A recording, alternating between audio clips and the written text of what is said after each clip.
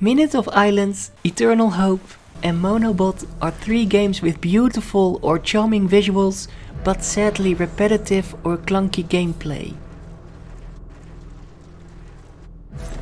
This is the first time that I decided to review more games at once, because they felt a bit the same to me, and I wasn't really enjoying every single minute while playing these. But I can't ignore the visuals and the presentation of these games, and I thought they still deserved a bit of attention, even though I can't fully recommend any of these.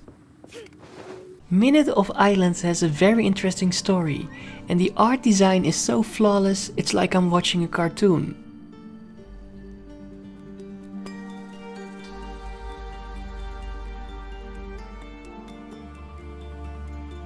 But it has really repetitive or boring gameplay that caused me to lose interest sometimes.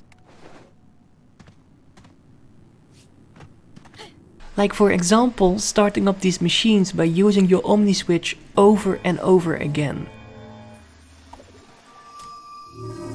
Or just reversing through the islands.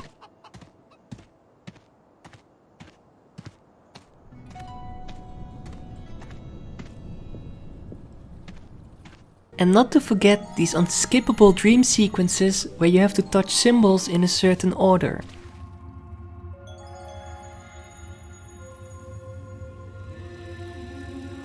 Eternal Hope is a limbo-like puzzle platformer with charming graphics and some nice new ideas like a mask that lets you see things others can't see.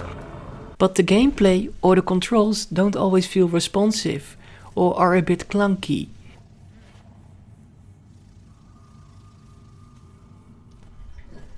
I had many times where the solution was vague, or where the clunky controls made me do an action I didn't intend.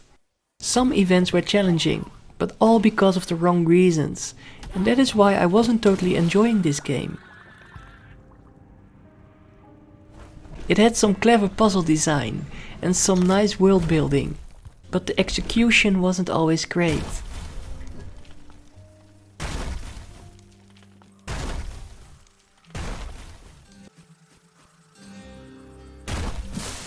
Monobot also has charming visuals and some nice world building, like these atmospheric environments and cool enemy and vehicle designs, but the controls were a bit clunky as well.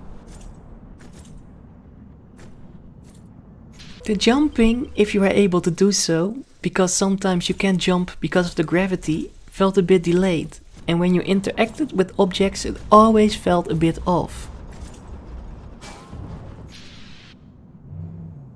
It's not as smooth as it should be, and especially climbing up a rope or using a valve can be very tedious.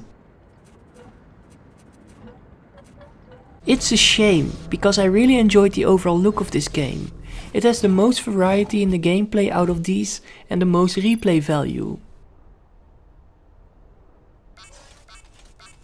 I definitely had the most fun with Monobot, but the flaws I just mentioned are really noticeable. I'm really conflicted about these 3 games.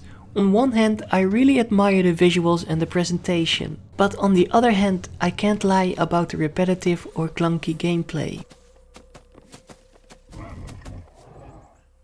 That's why it's fair to give them at least some attention to let people know they can be a good time if you look past the negatives I just mentioned. So in general, give Minute of Islands, Eternal Hope and Monobot a try if you have enough money to spend or when they are on sale if you are looking for some decent puzzle platformers.